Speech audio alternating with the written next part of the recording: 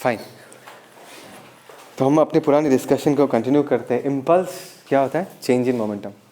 बस क्या है impulse? Change in momentum.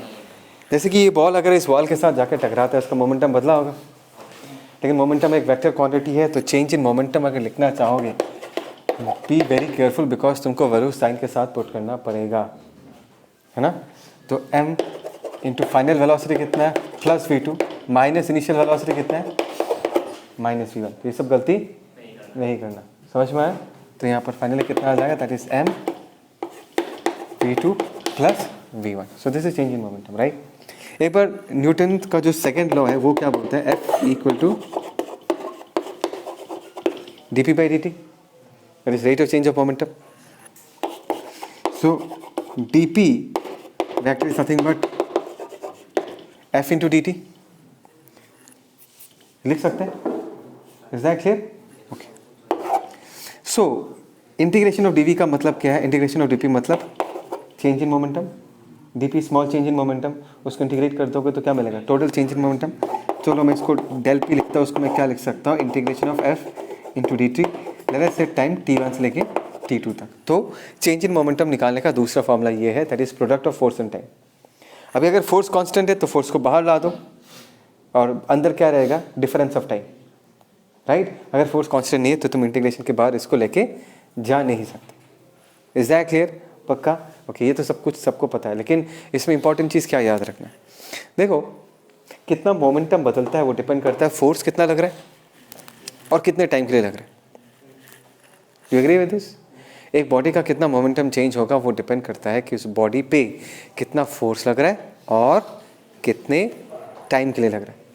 Is that clear? It is simply the product of force and time.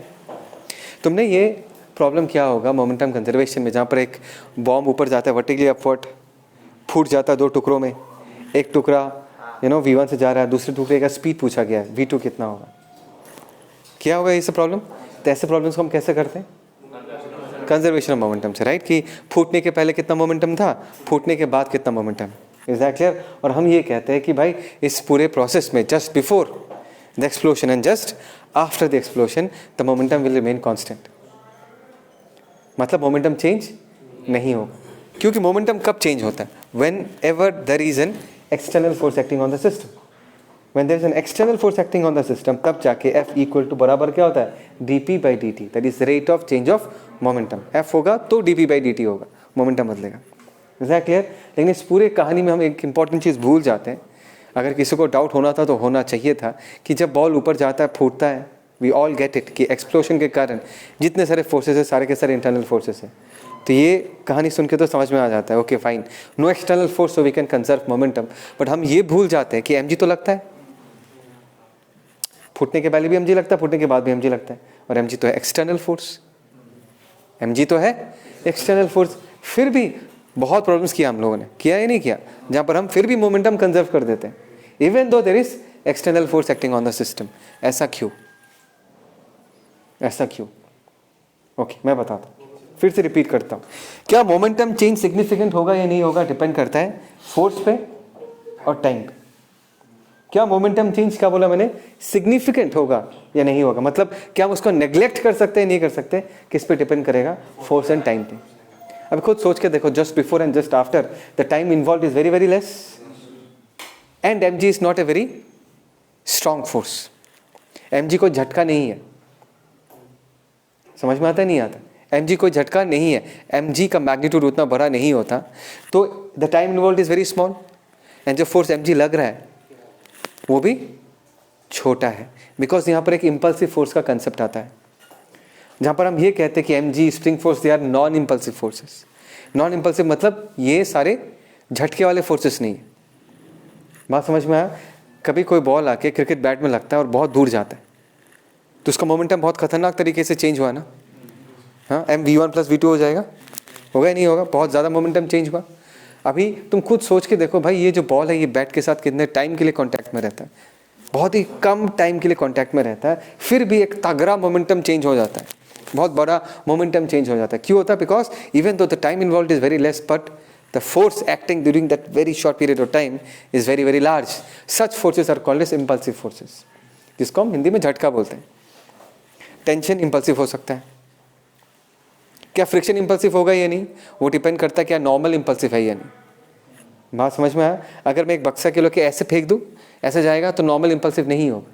लेकिन एक ball को लेके अगर मैं स्लैंट करके ऐसे फेंकूँ तो बॉल जाएगा, ज़मीन को हिट करेगा, ज़मीन को हिट करने के साथ साथ जो नॉर्मल लगेगा वो क्या होगा, बहुत ज़्यादा होगा। That normal will be impulsive then, come on यार। तो फ्रिक्शन भी क्या हो जाएगा, इंपल्सिव हो जाएगा। तो कोई ऐसा बाउंड्री कंडीशन नहीं है कि इतना फोर्स का मैग्नीट्यूड होगा तो इंपल्सिव, ऐसा कुछ नहीं, वो सिचुएशन पे डिपेंड करता है। एक बार फ्रिक्शन नॉन इंपल्सिव हो सकता है, एक बार फ्रिक्शन इंपल्सिव भी हो सकता है। लेकिन mg, spring force, this are all non impulsive forces. हम ये कंसिडर करते हैं कि ये लोग झटका कभी लगा नहीं पाते। स्प्रिंग भी आलसी होता है, समझ में आता है नहीं आता। स्प्रिंग कभी भी झटका नहीं लगाएगा, वो धीरे धीरे फोर्स लगाता है, क्योंकि स्प्रिंग फोर्स लगाने का उसका जो प्रॉपर्टी है कहाँ से आता है, from the change in length of the spring, और लेंथ को बदलने में टाइम लगता है। That is the reason spring को शॉक एब्जॉर्वर्स में यूज़ किया जाता है, क्योंकि वो झटके को संभाल लेता है। समझ में आया? तो बात यह है, हमेशा याद रखना, क्या याद रखना है कि mg and spring force are non impulsive forces. मतलब even though they are external force, but if the time involved is very small, these forces will not cause any significant change in momentum. That is the reason जब हम bomb वाला example करते हैं कि आके फूट गया है, याद रखना just before and just after he हम लोग मोमेंटम कंजर्व करते हैं। बात समझ में आ रहा है या नहीं आ रहा? Just before and just after, ये टाइम इतना छोटा टाइम है, कितने कम टाइम में mg जो एक्सटर्नल फोर्स है एक्टिंग ऑन द सिस्टम, ये कोई सिग्निफिकेंट चेंज इन मोमेंटम नहीं करवा पाएगा। समझ रहे हो मैं क्या कह रहा हूँ तुमको?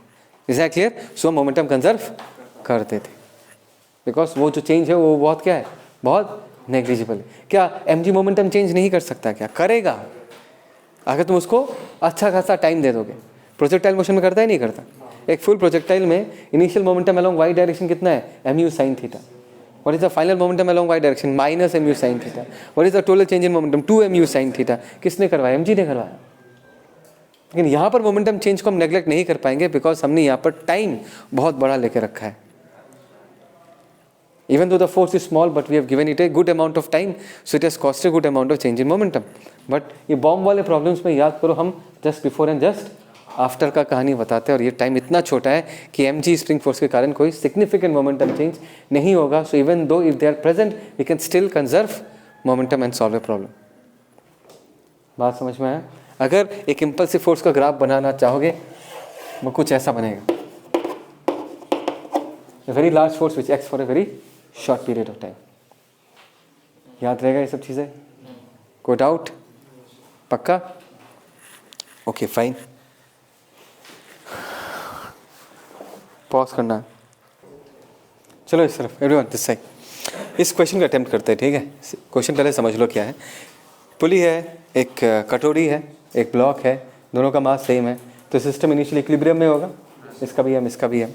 उसी वक्त एक पार्टिकल वहाँ से आता है एम मास का ही, और just before striking the pen उसका स्पीड कितना होता है v, और ये जाके इसके साथ चिपक जाता है, पेन के साथ चिपक जाता है, निकलता नहीं, and the entire system and then starts moving, move करना चालू करेगा, राइट? तो वो स्ट्राइक करने के बाद जब वो उसके साथ चिपक जाता है तो पूरा सिस्टम का नया स्पीड कितना वो पूछा गया। सुनाई दिया मैंने क्या कहा? Is that clear? इसको हम दो तरीके से करेंगे। Is the question clear? Okay, पहले हम इम्पल्स का लॉजिक यूज़ करके करेंगे इसको। क्या इम्पल्स लग रहा है क्या सिस्टम पे? The answer is yes. एक एक करके देखते हैं, वन आफ्टर अनदर, ठीक है ना? सबसे पहले ये देखो कि पहले तो ये फील करो कि अभी जो टेंशन लग रहा है वो नॉन इम्पल्सिव है, जब ये पूरा सिस्टम इक्विलिब्रियम में। ट्राई टू अंडरस्टैंड, जब ये सिस्टम इक्विलिब्रियम में है तब टेंशन क्या है? Non impulsive. लेकिन द मोमेंट ये ब्लॉक आके, ये छोटा सा पार्टिकल आके पेन को हिट करता है, सडनली रस्सी में झटका लगेगा नहीं लगेगा? दैट मीन्स उस वक्त टेंशन क्या हो जाएगा? इम्पल्सिव हो जाएगा, करेक्ट? सिमिलरली ये छोटा सा पार्टिकल पेन पे नॉर्मल लगाएगा, झटका मारेगा, वो भी एक इम्पल्सिव होगा।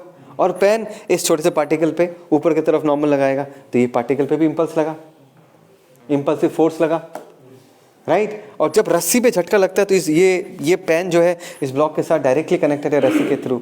रस्सी में टेंशन अगर इम्पल्सिव हुआ तो इम्पल्स इस पे भी एक इम्पल्सिव फोर्स लग चुका है। Is that clear? अभी वन बाय वन हम एनालाइज करते हैं। सबसे पहले इस पेन को अगर हम एनालाइज करें, है ना, इस पे एक टेंशन टी लगा होगा इस तरफ इम्पल्सिव, बोलो भाई, एक इस पे नॉर्मल भी लगा होगा इम्पल्सिव, और mg को मैं ड्रॉ नहीं करूंगा, ये मैं fbt नहीं बना रहा, मैं तुमको सिर्फ वही फोर्सेस दिखा रहा हूँ कि जो इस सिस्टम के मोमेंटम को बदल सकता है।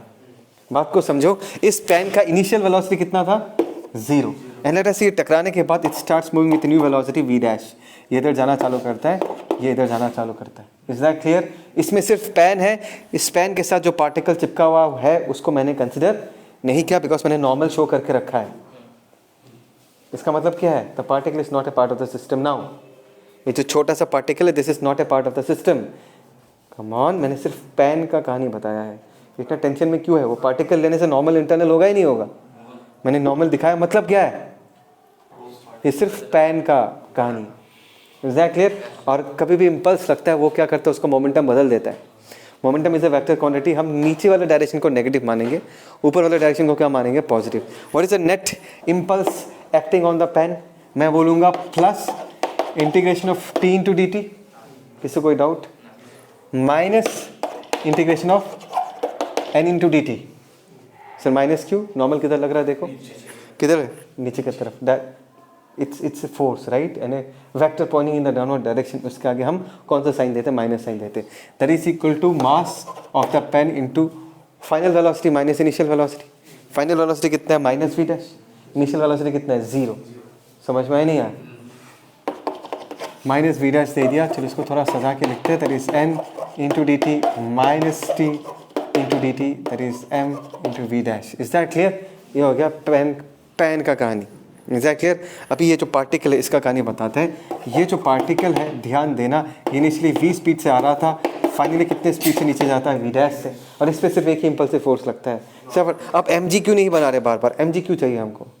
अभी तो सिखाया था कि mg क्या है, नॉन इम्पल्सिव है।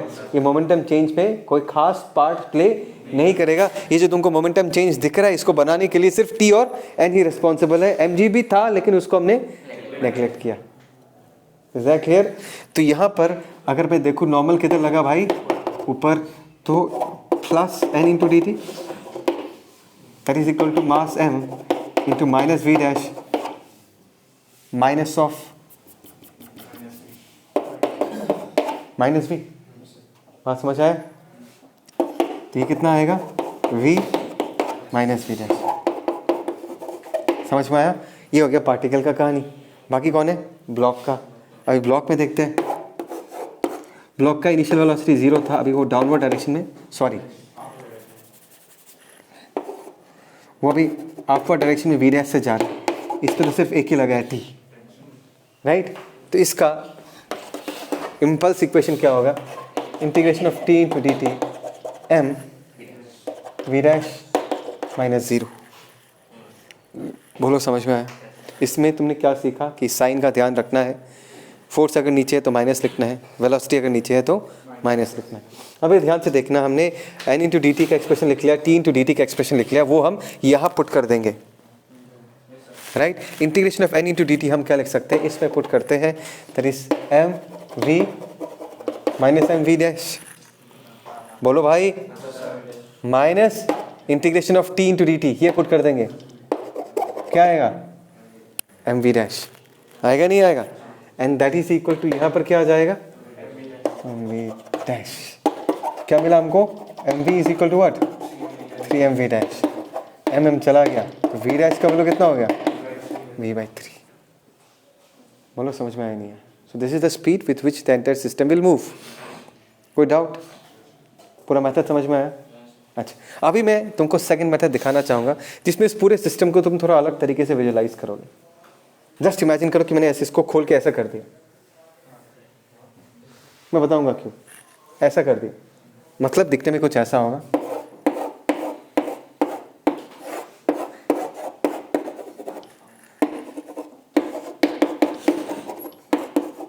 ये हो गया क्वेश्चन, कुछ ऐसा ही तो है। ये इधर जाएगा तो ये ऊपर जाएगा, both of them are connected system, they will be moving together. मैंने वैसे करके बनाया। Is that clear? सर आपने पुली को तो गायब भी कर दिया, पुली तो है यहाँ पर। खुद सोच के देखो, पुली के कारण इस रस्सी पे जो फोर्स लगेगा, नॉर्मल लगेगा ना ऊपर की तरफ एन डैश, पुली के कारण जो फोर्स लगेगा रस्सी वाले सिस्टम पे, रस्सी उस पर बैठा हुआ है तो पुली नॉर्मल लगाया होगा, but this normal is perpendicular to the motion of the rope. रस्सी तो ऐसा मूव कर रहा है, जिस जगह पर नॉर्मल लग रहा है उस जगह पर रस्सी कैसे मूव कर रहा है, ऐसे मूव कर रहा है, और नॉर्मल कैसे लग रहा है, ऐसा. That means this force is perpendicular to the motion, it can not affect the motion. अरे यही तो है फंडा. X y z are independent coordinates क्यों बोलते हैं? Because they mutually perpendicular to each other. कहाँ पर रस्सी मासलेस है यहाँ पर? किसका? Is that clear? पक्का समझ में आया? तो यहाँ पर हमने पुली का जो इफेक्ट है, पुली पे जो बैठा हुआ है वो इफेक्ट आएगा ही नहीं. हमने ऐसा कर दिया. अभी हम डायरेक्ट मोमेंटम कंजर्वेशन यूज़ करेंगे. कर सकते हैं? बिकॉज अगर मैं पूरे को सिस्टम मानूँ, एक वो नॉर्मली था जो एक्सटर्नल था, लेकिन उसका कोई मोशन में इफेक्ट नहीं है. mg है ना, बट क्या फ़र्क पड़ता है ना. This is just before and just after. So what is the initial momentum of the system? लगने के बाद पूरा सिस्टम एक साथ इधर मूव करता है.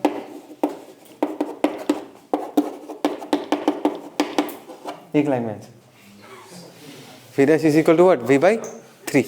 लेकिन ये समझना बहुत ज़रूरी है. ये समझ में आएगा तब ना ये समझ पाओगे. Is that clear? v is equal to what? v/3. ठीक, ओके. जल्दी पे